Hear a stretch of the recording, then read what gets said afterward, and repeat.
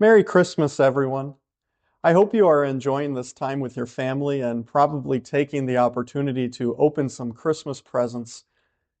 There's really no better feeling than ripping through some festive wrapping paper, digging through tissue paper, or even just opening a box to reveal your brand new, whether or not you've actually opened your Christmas presents yet. I have one question for you this Christmas morning. Would you be willing to share your gift with a stranger? Christmas time is a fun mix of people who like to give gifts and people who like to receive gifts, which is kind of interesting because the very first Christmas was all about receiving. Because of the Father's great love for his lost children, he sent his Son to be received by the world. Galatians 4 verses 4 through 5 tells us, when the set time had fully come, God sent his Son, born of a woman, born under the law, to redeem those under the law, that we might receive adoption to sonship. God adopts daughters and sons because our time of being his natural-born children has passed. Even though we are created by God, we disqualified ourselves from the Father's natural-born family, but we didn't disqualify ourselves from the Father's love.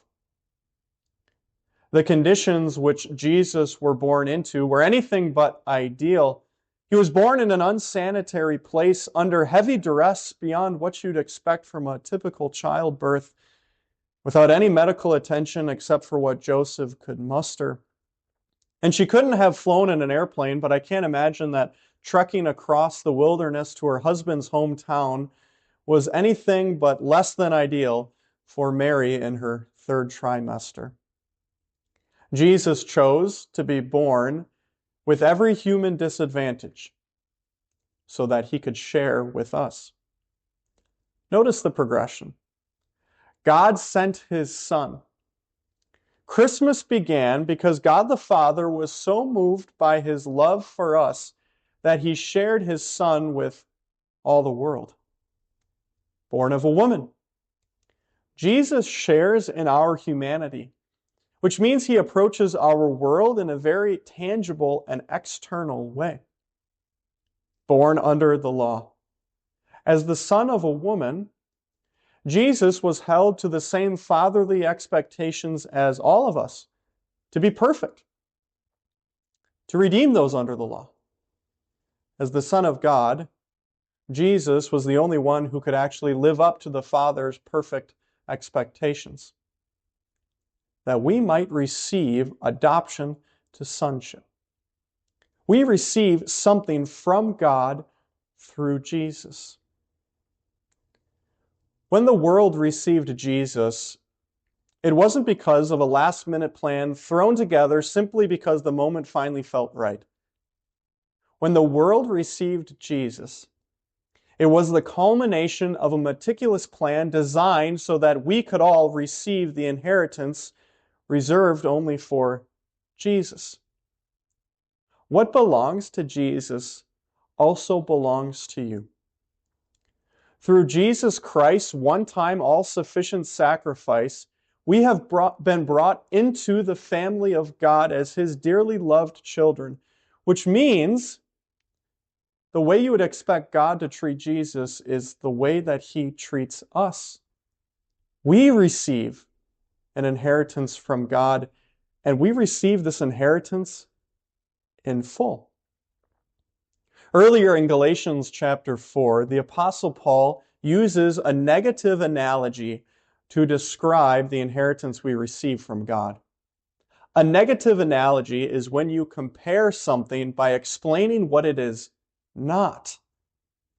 The Apostle Paul describes an heir who is too young to receive the inheritance reserved only for him, so he has a guardian in place to oversee the family estate. It's similar to when a king comes to the throne before the age of maturity, and so he has a council appointed to oversee the kingdom. That is not what the inheritance you receive from God is like. The inheritance you receive from God makes you a full-fledged member of God's family. There is no limit to this inheritance. And because there is no limit, we never need to be suspicious of God's love for us. God is not two-faced. He doesn't weaponize the inheritance He has for us, nor does He guilt trip us because we needed His Son's inheritance in the first place. He doesn't pick or choose when we get to be His full-fledged daughters and when we are no longer His sons. He doesn't make promises hoping that we don't read the fine print. Instead, God makes us full-fledged members of His family.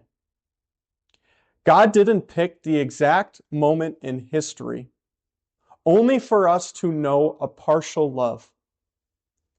He picked the perfect moment in history so that we could know what perfect love is like.